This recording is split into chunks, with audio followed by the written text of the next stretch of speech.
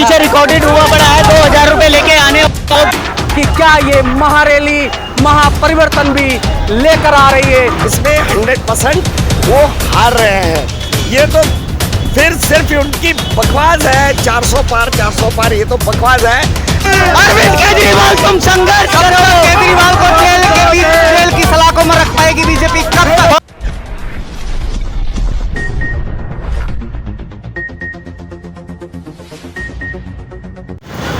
रामलीला मैदान से लगातार आपको तस्वीरें दिखा रहे हैं। सवाल ये है कि क्या एक सिटिंग चीफ मिनिस्टर को कथित भ्रष्टाचार के आरोप में चुनावों के समय गिरफ्तार करना क्या जायज़ है? इस पर तमाम लोगों की राय है। इस रामलीला के ऐतिहासिक मैदान की इस महारैली में ढेर सारी संख्या में लाखों लोग आए। मैं एक बार अपने सहयोगी से अपील करूंगा, क्योंकि अब ये रैली समाप्ति की ओर है। आप देख सकते हैं कितने लोग यहाँ से निकल रहे हैं और लगातार पिछले 2 घंटे से लोग निकलते ही जा रहे हैं। लोगों की संख्या ख़त्म नहीं हो रही। लाखों लोग यहाँ पर आज पहुँचे। हमारे साथ कुछ लोग हैं।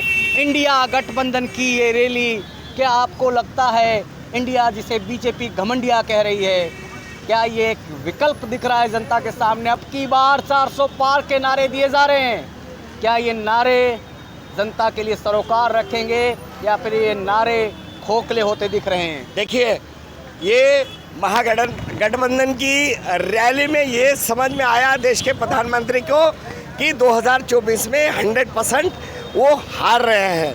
ये तो फिर सिर्फ उनकी बकवास है। 400 पार ये तो बकवास है।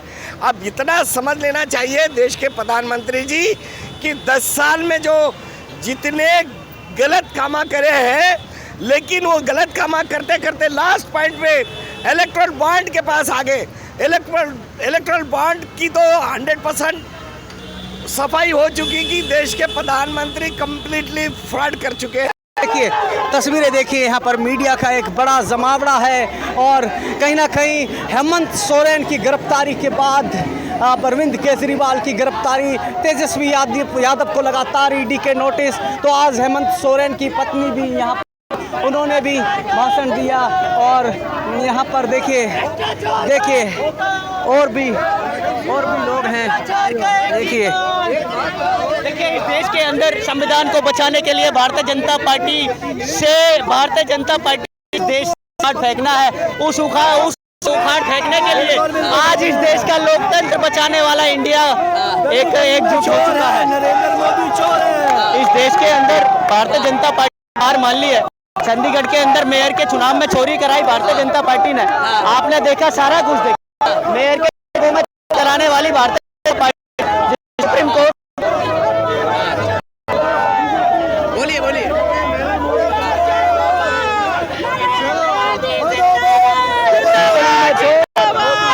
अरविंद केजरीवाल तुम संघर्ष करो।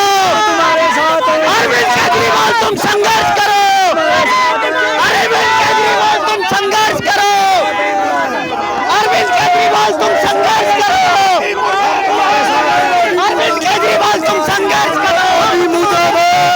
अरविंद केजरीवाल तुम संघर्ष करो। केजरीवाल को जेल की सलाखों में रख पाएगी बीजेपी कब तक? भारतीय जनता पार्टी सेंटर के इलेक्शन से डर चुकी है और आप देखिएगा देश के अंदर भ्रष्टाचारियों का अंत हो चुका है। अरविंद केजरीवाल जी की सरकार आएगी, गठबंधन आएगा। इंडिया ना कभी हारा है ना कभी हारेगा।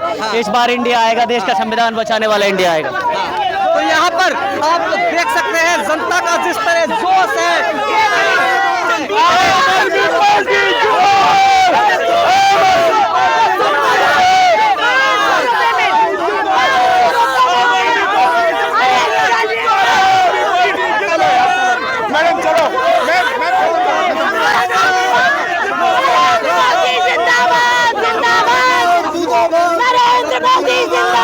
आप इतने क्रोध में क्यों हैं?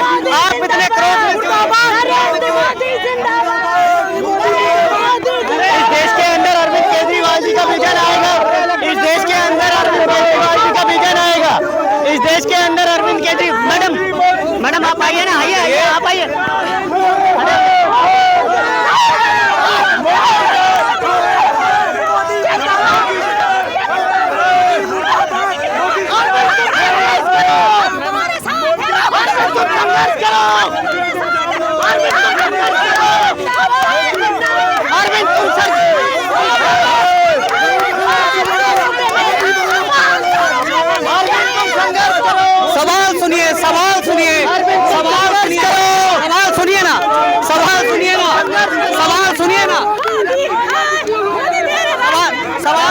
सवाल सुनिए ना, सवाल सुनिए ना। ये पेड़ वर्करों के कहने से कुछ नहीं होगा। आपने देखा होगा पीछे रिकॉर्डेड हुआ पड़ा है, 2000 रुपए लेके आने। इलेक्टोरल बॉन्ड पे घोटाला नहीं हुआ, किसको नहीं मिला इलेक्टोरल बॉन्ड? अरे चंदा किसने वसूली, नहीं मिला। बात ये है कि ईडी सीबीआई का यूज नहीं हुआ, पहले इसी सीबीआई को यूपीआई खाता मारा उधर से पैसा आया।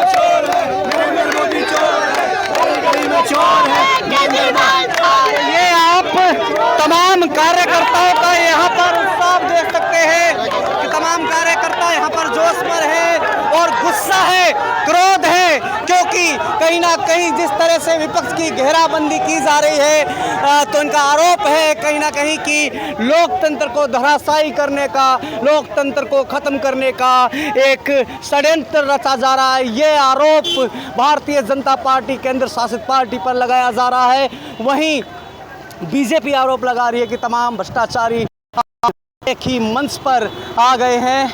ऐसे में ये आप जो रैली देख रहे हैं, ये महापरिवर्तन की तरफ क्या एक इशारा है, क्या एक आगाज है? क्योंकि ये तो एक शुरुआत है महागठबंधन की, रामलीला मैदान के इस ऐतिहासिक मैदान में जहां से अन्ना आंदोलन ने बिगुल बनाया था भ्रष्टाचार के खिलाफ। उसी ऐतिहासिक मैदान से आज अरविंद केजरीवाल की गिरफ्तारी के खिलाफ, कांग्रेस के अकाउंट को सीज करने के खिलाफ, और जिस तरह राजनीतिक तमाम विपक्षी पार्टियों को जिस तरह तोड़ा जा रहा है या जिस तरह उन्हें घेराबंदी की जा रही है उसके खिलाफ, क्योंकि हेमंत सोरेन की गिरफ्तारी की गई, तेजस्वी यादव को लगातार ईडी के द्वारा बुलाया गया, लगातार तमाम विपक्षी नेताओं को ईडी द्वारा समन भेजे जा रहे हैं, कांग्रेस के अकाउंट सीज कर दिए गए, 1800 करोड़ का नोटिस भेज दिया गया।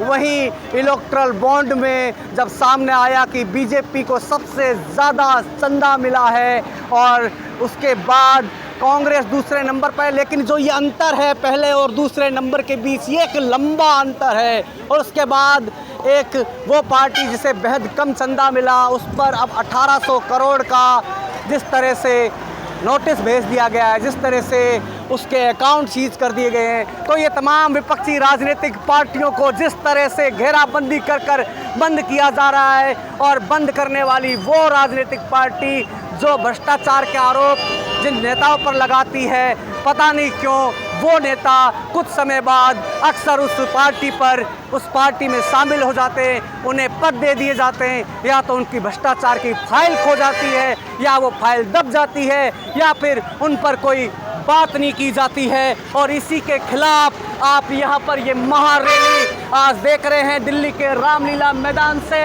और अब इन तस्वीरों के साथ मैं आपको छोड़कर जा रहा हूँ, और आखिरी सवाल ये कि क्या ये महारैली महापरिवर्तन भी लेकर आ रही है? मुझे मेरे सहयोगी रोहित को दीजिए इजाज़त।